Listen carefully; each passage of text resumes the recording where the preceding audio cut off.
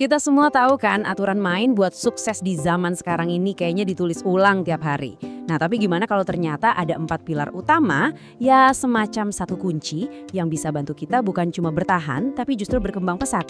Yuk kita bedah bareng-bareng 4 kunci sukses abad ke-21 ini. Perubahan itu udah bukan lagi sekedar kata-kata, tapi udah jadi makanan kita sehari-hari. Cara kita kerja, cara kita ngobrol, bahkan cara kita mikir, semuanya geser terus. Jadi pertanyaannya sekarang bukan lagi apakah dunia berubah, tapi apakah skill kita udah siap buat ngikutin perubahan itu? Untungnya nih, kita nggak perlu meraba-raba dalam gelap. Sumber kita kali ini nawarin sebuah kerangka yang jelas banget, yang diibaratkan sebagai satu kunci utama. Nah, kunci inilah yang bakal kita pakai buat ngebuka pintu-pintu peluang di masa depan.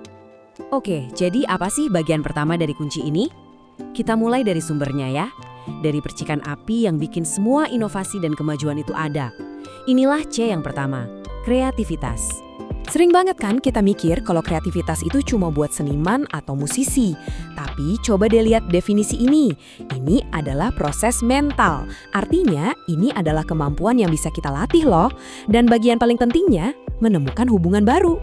Contohnya kayak gini, dulu ada ponsel, ada juga kamera. Terus ada orang kreatif yang mikir, gimana kalau digabung? Dan boom, lahirlah industri baru dari dua hal yang sebenarnya udah ada. Intinya sih, kreativitas itu kemampuan buat ngelihat gambaran besarnya pas orang lain cuma fokus ke detail-detail kecil.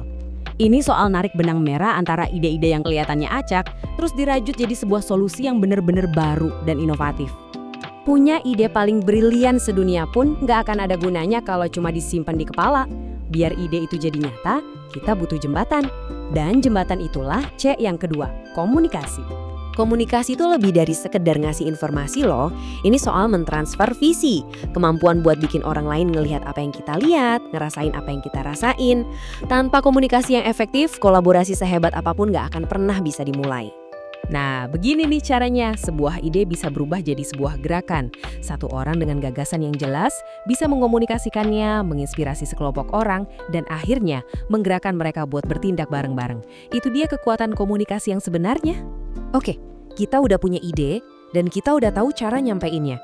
Tapi di dunia yang penuh banget sama informasi, bahkan misinformasi, gimana caranya kita mastiin ide kita dan ide orang lain itu beneran solid? Nah, disinilah C yang ketiga masuk, berpikir kritis. Kata kuncinya di sini, menganalisis fakta. Jadi berpikir kritis itu bukan berarti nyari-nyari kesalahan orang ya. Ini lebih ke proses ngebangun filter di otak kita. Kemampuan buat berhenti sejenak, misahin mana opini, mana fakta. Baru deh kita bikin kesimpulan yang kuat. Nah inilah fungsi berpikir kritis dalam prakteknya. Skill ini bisa ngambil masalah yang kelihatannya rumit kayak benang kusut, terus dengan teliti ngurainya satu persatu. Jadi kita bisa nemuin akar masalahnya dan ngebangun solusi yang benar-benar efektif, bukan cuma nambal gejalanya aja. Kita udah punya kreativitas, komunikasi, sama berpikir kritis. 3 skill yang luar biasa. Tapi masalah-masalah terbesar di dunia ini terlalu kompleks buat diselesain sama satu orang jenius doang. Kita butuh C yang terakhir, yang pamungkas, kolaborasi.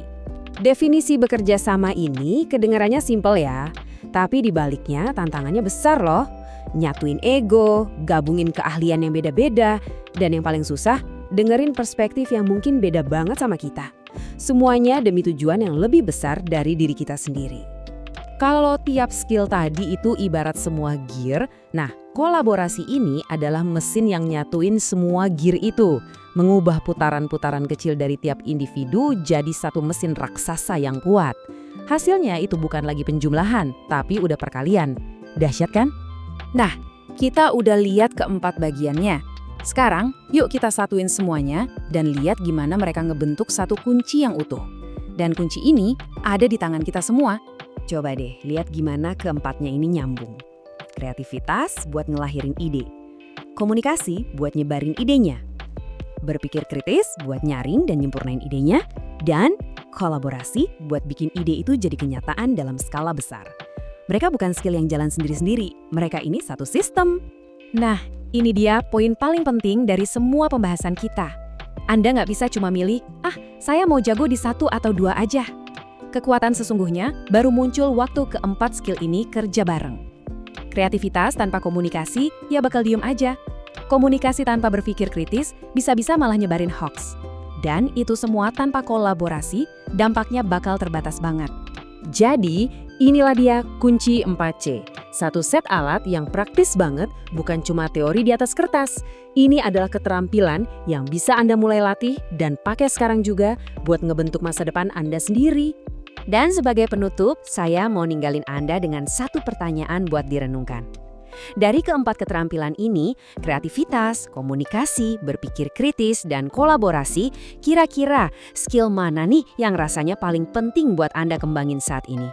Coba pikirin deh, karena langkah pertama Anda dimulai dari sana.